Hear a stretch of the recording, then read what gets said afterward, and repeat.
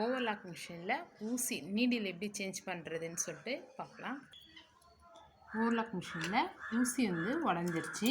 இப்போது நம்ம அதை எப்படி சேஞ்ச் பண்ணுறது அப்படின்னு சொல்லிட்டு பார்க்கலாம். இந்த ஸ்பேனர் வந்து நாம் மிஷின் வாங்கும்போதே தருவாங்க. அப்படி இல்லை அப்படின்னாக்கா 7 நம்பர் ஸ்பேனர் கேட்டு வாங்கிக்கலாம். நல்லா டைட்டாக இருக்கும். அவுத்துடலாம். இந்த இடத்த ரிமூவ் பண்ணிடலாம்.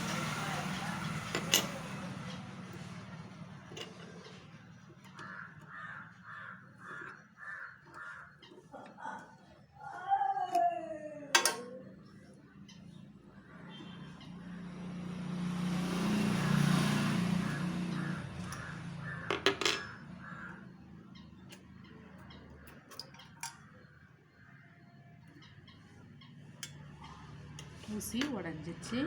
இந்த ஓவர்லாக் மிஷினோட ஊசி வந்து கொஞ்சம் சின்னதாக இருக்குது.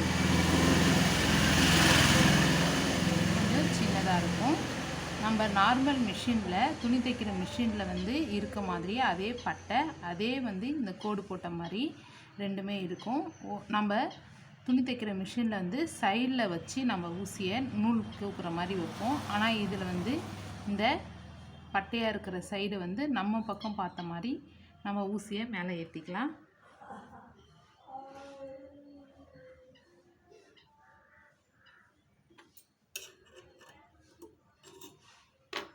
நல்லா எவ்வளோக்கு எவ்வளோ முடியுமோ மேலே ஏற்றி விட்டுருங்க, இல்லைன்னா ஊசி உடையும். இந்த ஊசியை வந்து மொத்தமான துணியில் தைக்கும் பொழுது ஓவர்லாக் வந்து உடையிறதுக்கு வாய்ப்பு இருக்குது.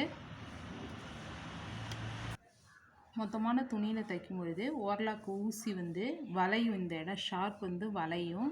ஸ்டோனு அந்த மாதிரி ஏதாவது இருக்குனாக்கா ஊசி உடையும். கொஞ்சம் பார்த்து மெலிசான துணியில் தைக்கிறதுக்கு மட்டும் இந்த ஓவர்லாக் நம்ம யூஸ் பண்ணிக்கணும். மொத்தமான ஊசியாக இருக்குனாக்கா, மொத்தமான துணியாக இருந்தால் தனித்தனியாக பிரித்து ஓவர்லாக் பண்ணிவிட்டு அப்புறமா தையல் போடுங்க.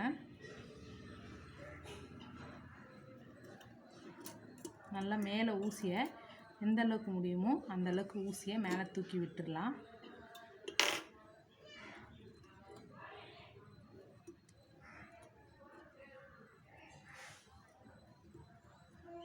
இது வந்து நம்ம மறுபடியும் இந்த ஸ்பேனர் வச்சு திருப்பி விட்டுடலாம். நல்லா அழுத்தி பிடிச்சிட்டு ஊசியை எவ்வளோக்கு எவ்வளோ முடியுமோ நம்ம வச்சுட்டு இதை மறுபடியும் நல்லா டைட் பண்ணி விட்டுக்கலாம்.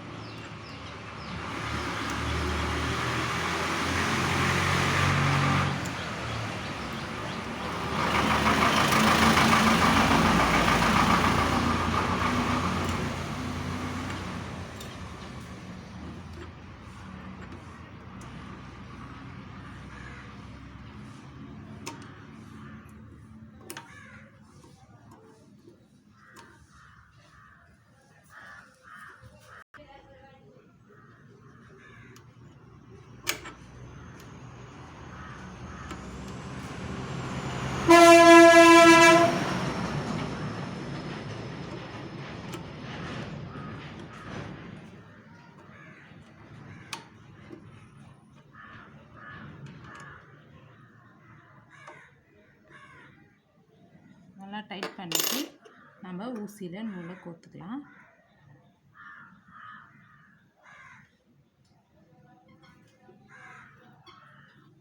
ஓவர்லாக் மிஷினில் இந்த மாதிரி இதை வச்சு கட்ட வச்சு தான் நம்ம நூல் கோக்க முடியும். கையாலெலாம் கோக்கிறது கொஞ்சம் கஷ்டம்.